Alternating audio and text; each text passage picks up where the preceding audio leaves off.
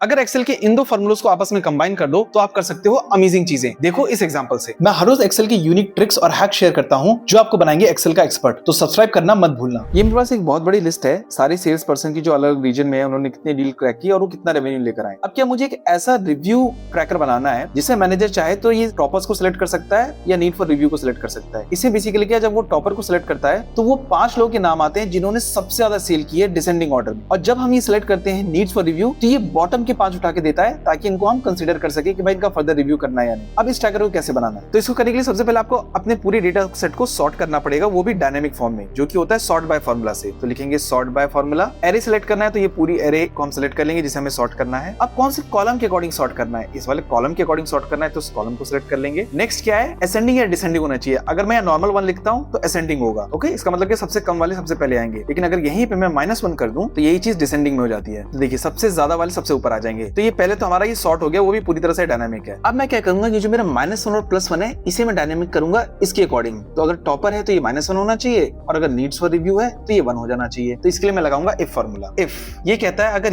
ये वाला सेल बराबर है टॉपर के तो आंसर होना चाहिए -1 वरना होना चाहिए 1, और इसे मैं कर देता हूं क्लोज। और अब आप देखिए जब मैं इसे नीड्स फॉर रिव्यू करता हूं तो ये हो जाता है असेंडिंग ऑर्डर में, और जब टॉपर करता हूं तो हो जाता है डिसेंडिंग ऑर्डर में। अब इसमें एक और चीज चाहिए थी कि हमें ये पूरी की पूरी रोज नहीं चाहिए, हमें सिर्फ टॉप 5 या बॉटम 5 चाहिए। उसके लिए हम टेक फार्मूला लगाएंगे यहाँ पर। तो टेक फार्मूला क्या करता है, पूरा एरे लेता है और उसमें उतने ही रोज को रिटर्न करता है जितना आपको चाहिए। तो अगर मैं यहाँ पे 5 टाइप कर दूंगा तो देखिए वो सिर्फ और सिर्फ 5 ला के देगा। अगर मैं इसको ऐसे चेंज कर दूं तो इस तरह से ये टॉप 5 ला के देगा। अगर मान लीजिए मेरे को 5 की जगह 3 चाहिए होते तो बस मैं 5 से 3 कर दूंगा और देखिए टॉप 3 या फिर बॉटम 3 ला के दे देगा। इस ट्रिक की प्रैक्टिस फाइल चाहिए तो बस कमेंट करो एक्सेल भैया।